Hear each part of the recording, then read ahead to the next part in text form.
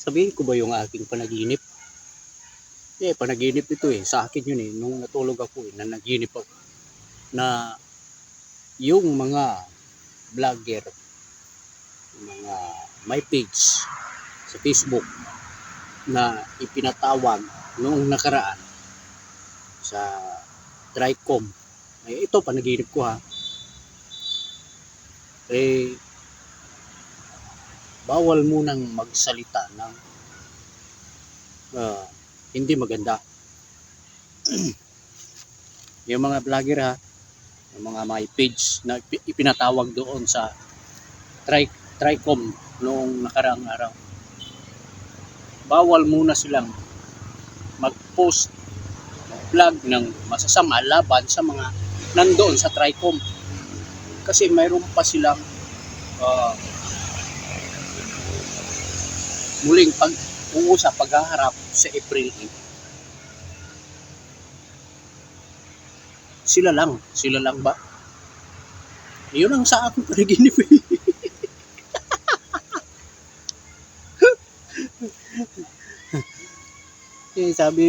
Sabi ni Congressman Paduano, iko-contempt namin kayo.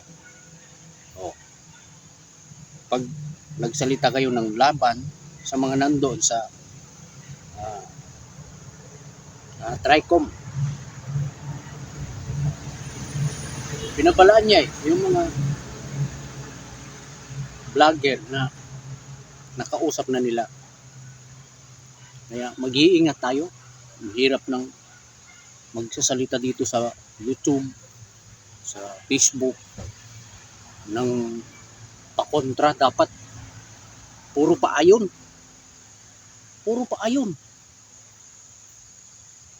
Para hindi ka makasuhan, i-contempt ka.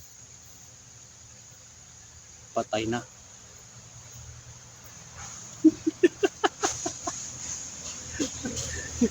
Delikado, napakahirap naman nun.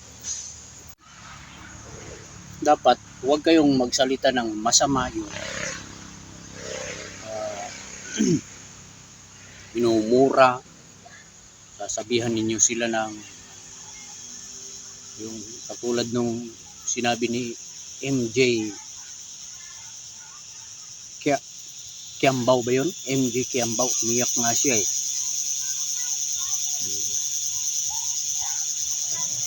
Hindi niya siguro maakuan yung sarili niya. Siguro naghalo-halo na yung pakiramdam niya, yung emotion niya na parang kawawa siya doon. Ganun. Parang kawawa na siya na talagang, pero sinabi niya kasi yun sa kanyang post. Kaya ayon sa kanyang post, doon siya kini-question, tinatanong patungkol doon sa kanyang mga ipinost sa kanyang Facebook page. Sana po mag-ingat po tayong lahat. Papaano naman kung mahilig magmura, mahilig magtutungayaw, sasabihin niya ganito ka, walang hiya ka, ganito, parang si Epifanio Labrador. Epifanio Labrador, tingin niya sa kanyang sarili ay napakataas na tao. Sinabi niya, pupunta lang ako dyan sa TRICOM kung makausap ko ng personal si House Speaker Martin Romualdez. Uy, grabe, ang taas ng tingin niya sa kanyang sarili. Mayroong kondisyon napakataas ng tingin niya sa kanyang sarili, parang siya ang tama. Lahat naman ng kanyang video po puro pagmumura. Wala kayong matutunan kay Epifanio Labrador.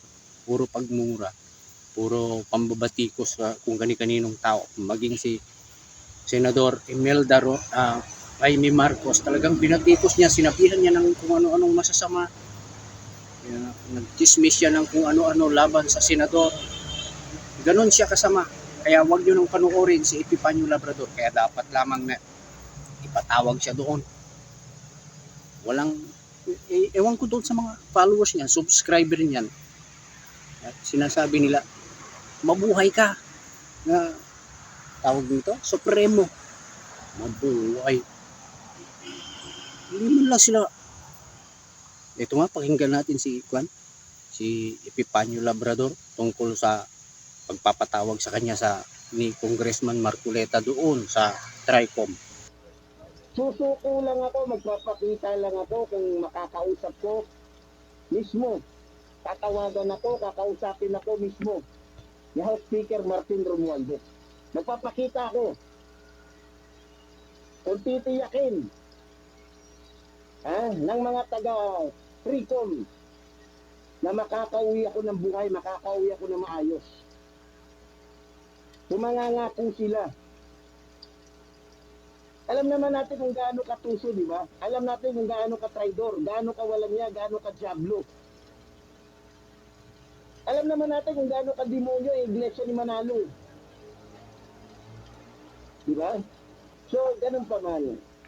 Marcoleta, huwag kang umasa na makikita mo ko dyan sa TRICOM, tapos pag hindi ako nagpakita, mababaan mo ko ng ganito, ganyan. Putangin nyo. Oh, kita ninyo? Ang kapal ng mukha. Parang siya ang tama. Wala naman siyang sinabing mga tama. Pero sinasabihan siya ng kanyang mga followers. Tama yung sinabi mo. Ka-EP. Tama. Tama sa inyong mga kabuang. Saan yung tawhana? Wala kayong matututunan kay Epifanio Labrador. Puro pagmumura. Puro pagtutungayaw. Puro pangungutya sa kung kani-kaninong tao. Sa Iglesia ni Cristo, kay Eduardo Manalo, kay Congressman Marcoleta, kay Senador Amy Marcos, sa mga Duterte, kung sino-sino pa. Tapos sasabihin niya, tama lahat yung aking sinasabi. May tama ka sa ulo. May tama ka sa utak. Epifanio Labrador, dapat talaga ipatawag ka. Yan ang malinaw na fake news. Si Epifanio Labrador. Nagpapasaklolo pa Pero ito, balikan po natin yung mga fake news. Paano kaya natin makikilala, no? Paano natin malalaman kung sino nagsasalita ng fake news, nagsasabi ng totoo, sino ang may karapatang magsalita? Wala na bang kalayaan na magsalita? Nagtatanong lang ako. Ito, pakinggan at panoorin po natin ang saganang mamamayan sa Net25 kung ano ang masasabi nila. Ay, hindi naman lahat Ito ang puna ko rito, di ba? Kung magbababala ka ng gusto mo ay makaiwas tayo sa fake news, dapat wala kang sisinunod. Huwag kang magtatag, di ba? Huwag kang magle-label. Sabi yung papala. Oo. Para sa lahat ng papala na yan. Ang ibig mong sabihin, pwede mag-fake news. Ang iba, maliban dito sa mga tinutukoy mo na hindi po pwede. Para ka nagpapala. Papala, para sa mga gwapo. Hindi naman po pwede. Lahat ka na ng tao, magpapala ka na. Di ba? Dalawa lang din siya ng maapektuhan. Ano sabi ba dyan? Ito po. Nagbabala po si House Committee on Public Accounts Chairman Joseph Stephen Carabs Paduano Si Kong Karams, sa mga vlogger at social media influencers na humarap sa pagdinig ng House TRICOM, yung mga... nakaraan, si Tony Trixie, marami, Tapos sila, yung iba umiyak di ba? Tama, Yung iba, sige po, ako nga ang fake news. Ako nga po, mali talaga ako Ganun na. Ang alam mo yung pag-amin na yun? Hindi ko na kung totoong pag-amin. Ano lang yun, syempre. Sarcastic ko yung pag-amin. Yes. Para matigil ka na. Sige, matigil ka na. Parang gano'n na Yes. Para sa mo, ako na pumatay. Kahit kay Rizal, parang gano'n yun Sige. Ang sabi niya, ang babala niya, oy, yung mga pumunta rito, iko-contempt namin kayo, kapag ka inatake niyo ang komite matapos ang pagdinig. Tama na naman. Tama naman si Kong Karams yan. Ano pala? Oo. Di ba? Umatid doon, di ba? Oo. Mabait. Nung umuwi, gawa ng content na ito naman si... Pinanatan sila. So, makakontempt sila doon. Noon na yan, nandito kayo, hindi kayo makabasag pinggan. Akala nyo po kayo ng po sa amin. Yes, your honor. Ganun ba? Tapos na nakauwi kayo So, ang sabi ni Kong Karams, pagka kami binanatan ninyo, matapos na kayo nandito, anong kaya? Yayariin namin kayo. Kasi hindi pa naman tapos ang hearing. Dahil ang susunod na schedule ay April 8. Kaya kapag kayo, mga vlogger, ang nakalagay nga dito, mga pro Duterte vlogger. Pagka kayo gumawa ng content na binabatikas niyo yung Trico, Oo. papatawag namin uli kayo, i-content namin kayo. Ayun, so hindi sila dapat patikusin at hindi sila dapat na magsalita ng ano masama. Yes! Oo. Hindi sana, ang ako naman kay Kong Karams, kasuhan nyo na, di ba? Huwag mo na lang papalaan. Kasuhan nyo, libel siguro kung sabi nga, o slander man yan. Ano ang problema dun sa mga kaso na yun, Jet? Hindi naman makukulong yung mga kinasuhan. Civil case na ba yan? Tsaka pwede magpiyansa. Reprimand? Samantalang ang contempt sa Kongreso, walang piyansa. Hindi. At yun ay walang unlimited. Ay, Hindi sila, magkakontempt pa sila, nakarasa sila ngayon eh. hindi, mag-hearing ng April 8 eh. Di ba, mag-April 8, hearing. Oo. Ipapasumpi na lahat ng mga kung sino mga bumatikos sa kanya. Oo. Pag hindi ka pumunta, ipapa-arresto ka na. Ayun. Ako, hindi kaya ano yan? Dapat siguro makonsulta natin ang hindi pa miyembro ng National Press Club o ng KBP ang ng vloggers, ano? Ay, hindi. Oo. Hindi.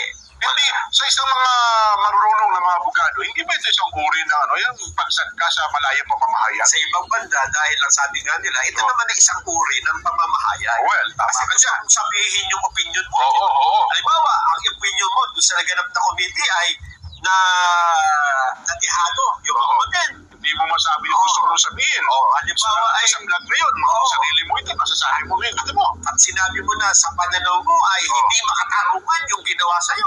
Oo. Yung ibig sabihin, hindi mo pwede sabihin yun dahil umattend ka dun sa, dahil makokontempt ka. Oo, halimbawa yan, doon sa ano namin, parang ang feeling ko, pinagsisigawan kami ni Kong Penny Aparte. Parang gano'n. Ang feeling ko ay masyado naman silang inabuso yung kapangyarihan. Oo. Ibig mo sabihin, hindi mo pwedeng sabihin yun dahil makokontempt ka. Ito bang gusto nilang sabihin dito? Ayun, parang gano'n ang ibig sabihin ni Kong Karams yan. Warning, babala. Huwag nyo kaming magsasalita ng hindi maganda. Ipakukontempt namin kayo. Oo. So, anong palagay natin yan? Hindi na akong mapalagay dyan. Okay, siguro itanong na lang natin sa tao. Oo. Ayan. Kaya nakakatakot na ng pwede kang gumawa ng mga vlog pero yung wala kang maapakan, wala kang masasaktan. Pero kung patungkol sa mga politiko, sa gobyerno, wag na lang.